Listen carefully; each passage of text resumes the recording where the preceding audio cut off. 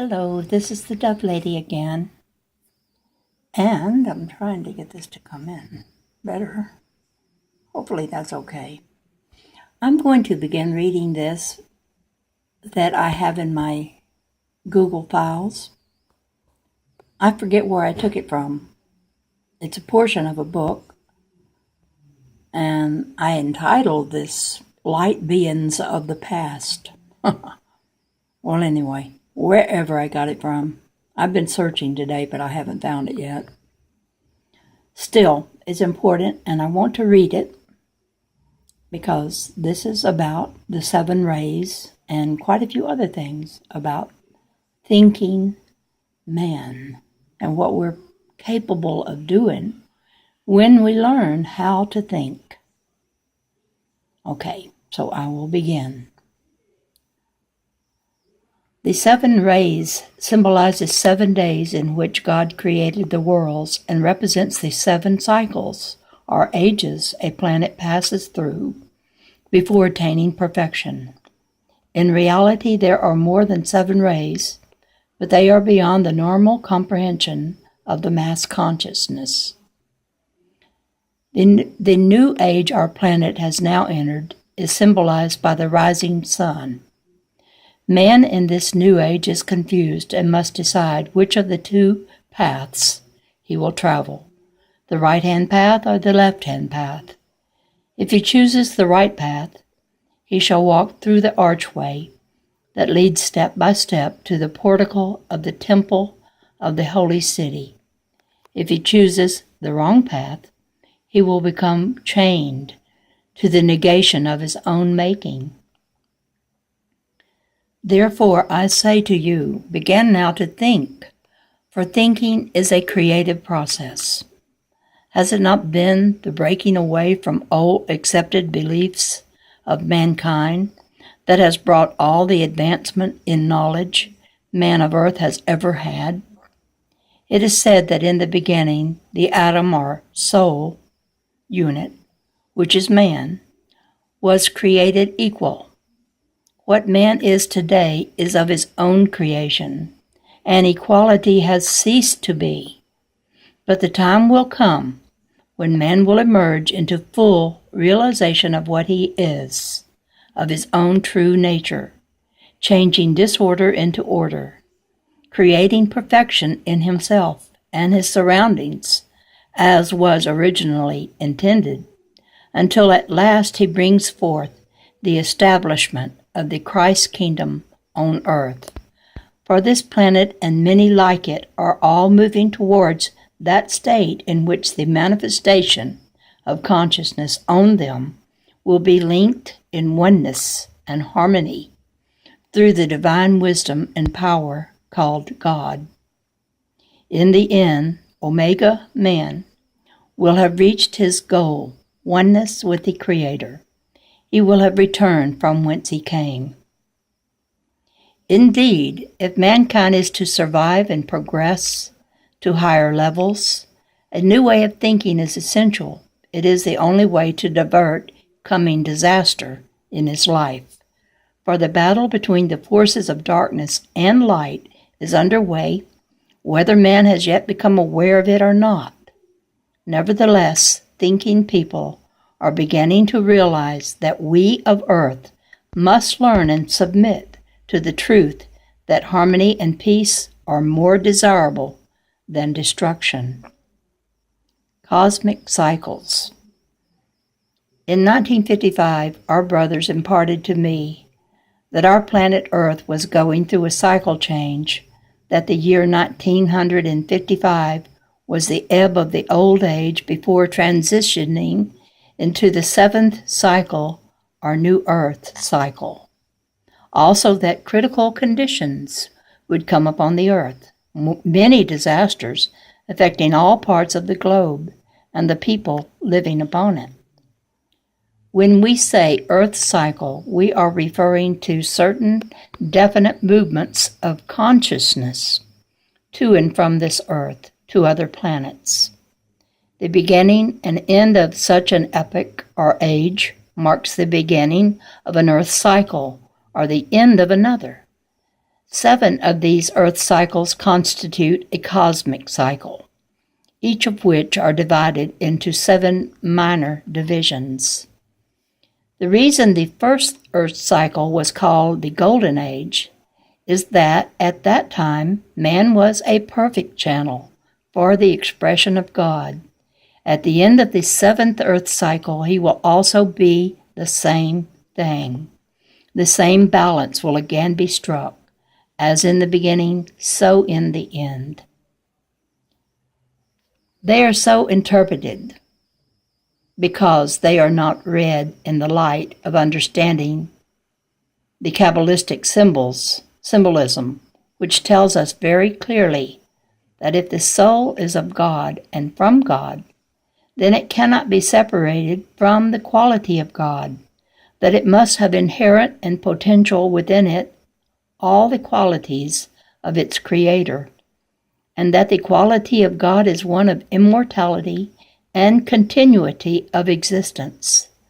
Therefore, the soul has an immortality of existence, but it has in its material manifestation an apparent termination of the immortality because of its loss of consciousness as it passes from life to life, from incarnation to incarnation.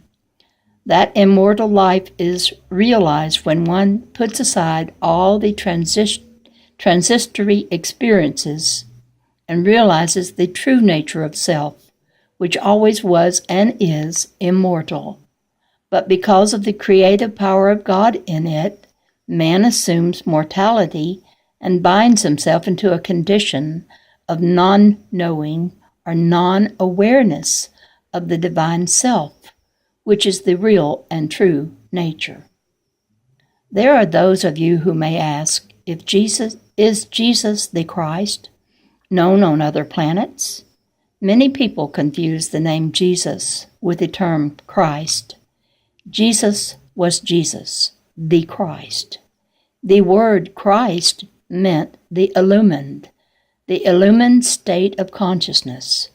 And the second coming of Christ to you is not the coming of the man or son, Jesus. It is the coming of the Christ consciousness to you yourself, so you realize the divine existence in you. Yes, the new age is a new dawn of men. The new age, a new dawn of men has begun, and ere it closes, the law of incarnation will dissolve.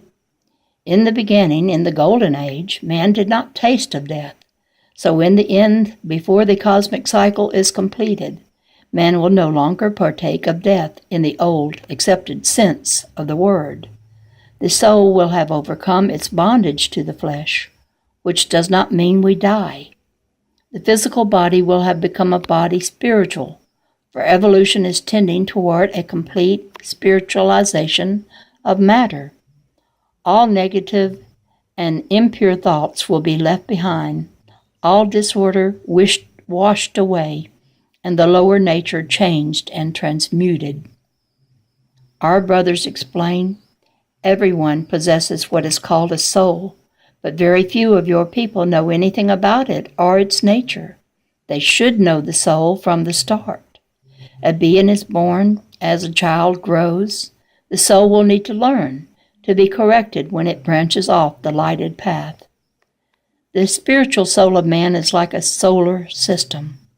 Each soul unit, an extension of the cosmic soul, is a directing energy that manifests through a sun and 12 centers in the crown of man, activating the physical being, just as all forces and energies are manifesting through the sun, activating the 12 planets in their respective positions in the solar system.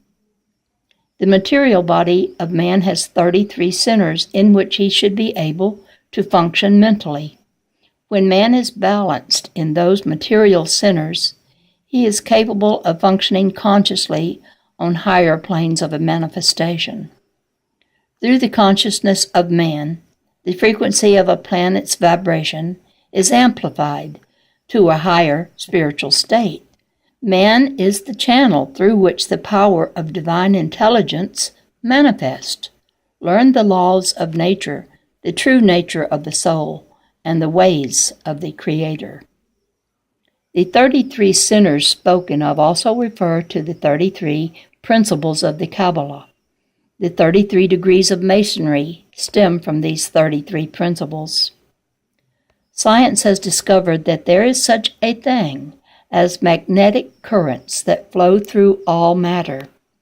They are not speaking of the magnetic polarities. The ancient Atlanteans had the knowledge of that magnetic power, and they knew that magnetic flow, which cannot be detected by the same way that the magnetic poles may be, that is main flow of static energy, but that magnetic flow flows through the entire earth, forming, as it were, a web, just like a steel framework of a large building. If you break that framework somewhere, it becomes weakened, and there may be a collapse. The magnetic flow flowing through the central nucleus of all matter forms definite channels, rivers, and streams that crisscross each other, and that helps to maintain matter and substance in a more or less static condition. But if anything happens to disturb that flow, there is a collapse, not only of that magnetic current, but of that web itself, and it causes upheaval. Every vibration, when born of thought and emotion, action, produces a reaction in the universe that is immeasurable.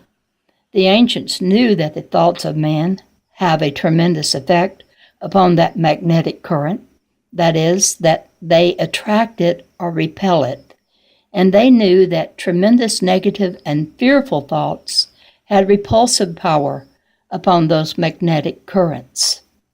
Thoughts constantly emitted from all individuals form an ocean or river of thoughts which completely surrounds the earth to a distance of approximately 1,500 feet. That follows the contour of the land. It flows up mountains, down valleys, and across the ocean. Man thinks and has his being in the bottom of the 1,500-foot deep ocean of thoughts. Even though many of us think only thoughts of peace and are constantly breaking down negative thoughts, still there is at times a gradual increase of disordered thought. With the conditions of hate, greed, fear, and error prevalent in our world, there is unquestionably a tremendous weakening of the magnetic web. The magnetic stresses and strains such conditions are creating can bring collapse and great catastrophe. Nevertheless, every one of you who steps upon the path of light to follow the Christ instead of man will be of assistance in bringing the final balance about with much less tragedy. For the more ordered the movement becomes, and the more order and harmony will be established among the races of mankind, and therefore an easing.